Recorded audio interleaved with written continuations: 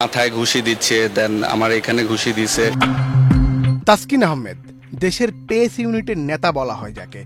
তার বলের গতির কাছে পরাস্ত হয়েছে বিশ্বের অনেক বাঘা বাঘা ব্যাটাররা। তার বলের গতির যেমন সুনাম রয়েছে, তেমনি সেই হাত দিয়েই এবার বন্ধুদের পেটানোর অভিযোগে এসেছে।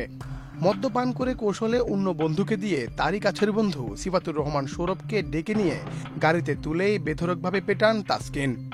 এ নিয়ে কোনো আলোচনা করলে গুমেরও হুঙ্কার দেন তাসকিন আহমেদ। এমন অভিযোগই করেছেন তার কাছের বন্ধু সৌরভও Ishtiaq. Gold's Gym across 30 plus countries. With over 700 plus locations worldwide. Train anywhere, belong everywhere. দেশের ক্রিকেটে তাসকিনকে সবাই যেভাবে চেনে জানে, তার আড়ালে এই তাসকিনের আরেক রূপ দেখা গেল এবার।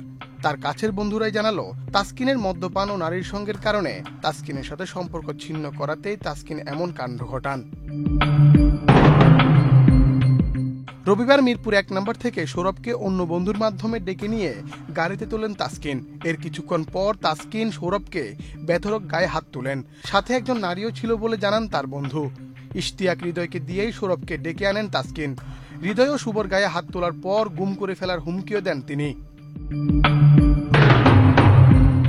তাসকিনের পাশের বাসায় থাকা সৌরভের খালা হৃদয় সৌরভকে একটি হাসপাতালে নিয়ে প্রাথমিক চিকিৎসা দিয়েছেন। এ ব্যাপারে তাসকিনের বাবার সাথে সৌরভের খালা কথা বললে তাসকিনের বাবার কণ্ঠেও হতাশা। ছেলে তাসকিনকে নিয়ে যে অশান্তিতে তাই প্রকাশ পেয়েছে তার কণ্ঠে। এরপর সোমবার মধ্যরাতে মিরপুর মডেল থানায় তাসকিনের বিরুদ্ধে জিডি করেন ভুক্তভোগীরা।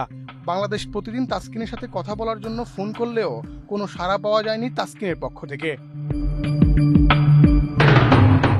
মুন্না চন্দ্র দাস, বাংলাদেশ প্রতিদিন।